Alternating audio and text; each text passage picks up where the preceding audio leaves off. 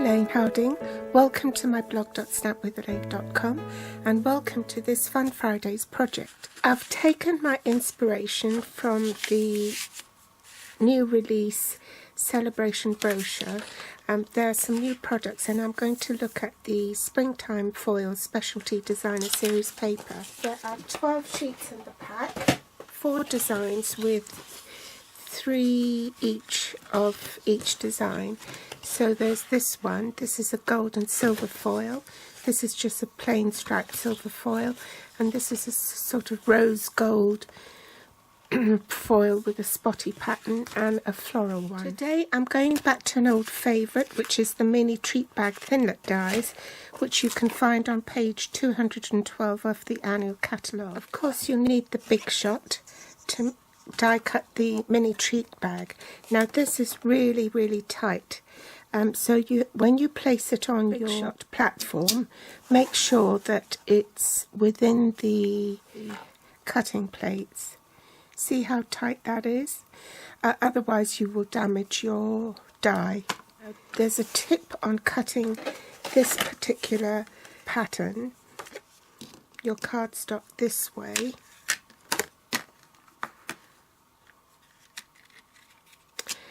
And then run it through the Big Shot, which will give you this piece, and the flowers are going this way up.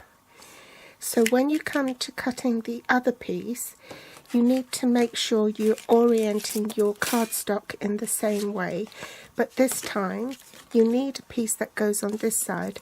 So in order to have the pattern there, you have to cut your cardstock upside down. You don't need to use all that because you only need another half. So I would just go place your cardstock partially on the cutting plate, and so long as you leave, say, about ½ an inch beyond the score line here, running parallel to that score line, then you put the top cutting plate on, and then you're ready to run it through the Big Shot.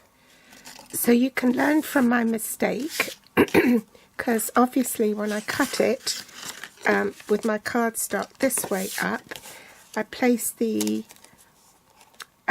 die like so, and then when it came to putting it together, this is what happened.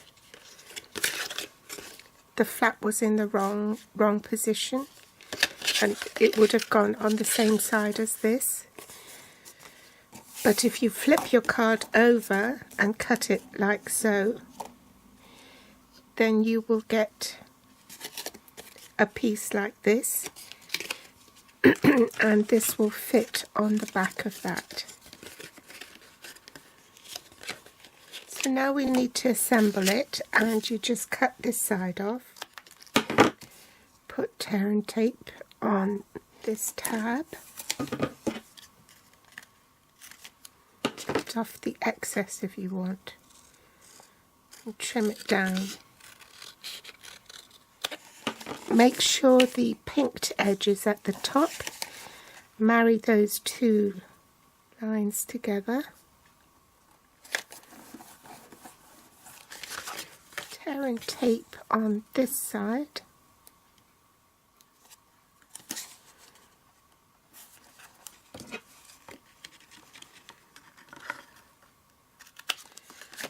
Burnish the score line. Now this is box quality, so the foiled paper is really heavy duty cardstock.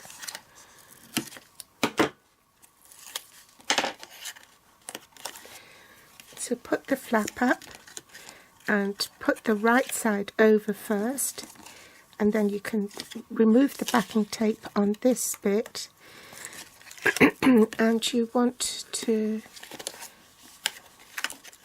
bring that over and trim off any overhang. Mini binder clips and I think I'll use the Berry Burst. I've got a piece of cardstock here that is 2¼ inches by whatever length it was that was left over. It doesn't really matter. And then with the label punch, tag punch, I'm going to just pop it in through there. Punch. Now this is slightly wider than the punch allows, but I just wanted a matte layer, so I will cut a 2-inch strip the same size as this, pop it into the label punch and punch, and that should mat nicely with this layer. Just cut off the excess. I'm using powder pink and wild wasabi ink. I'm just going to stamp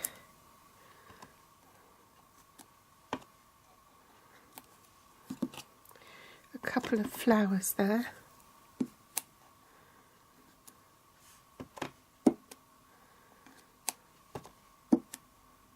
This is from the Happy Birthday Gorgeous photopolymer stamp. I'm just going to swap stamps and use the leaf images.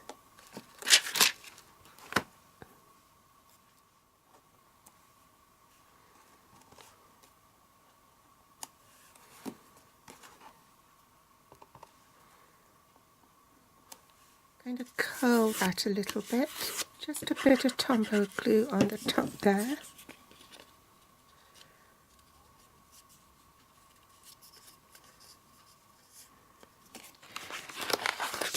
And I've die cut a For You from the mini treat bag framelit thinlet dies. So I'll just glue that on as well.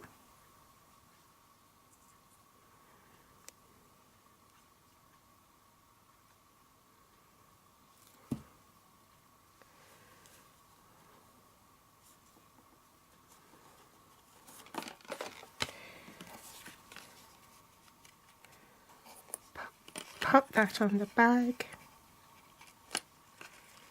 Organza, Whisper White organza ribbon, and I'm just going to tie a little knot at the top.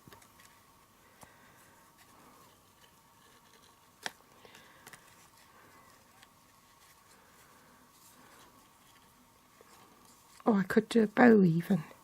I'll try a bow.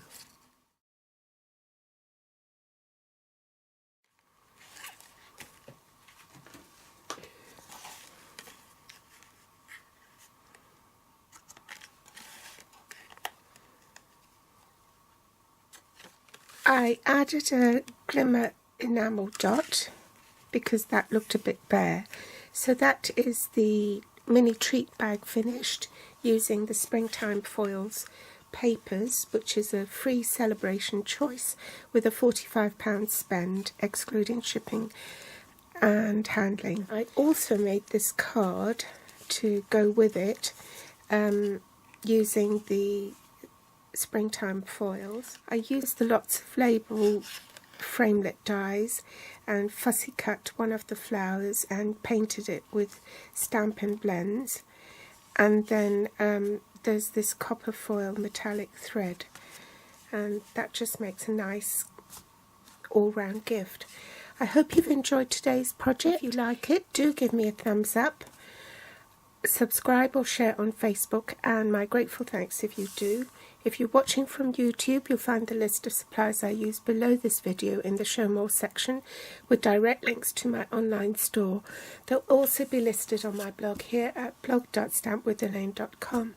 You can find me on Pinterest, Facebook or Instagram. Thanks for watching, and I'll be back soon. Bye!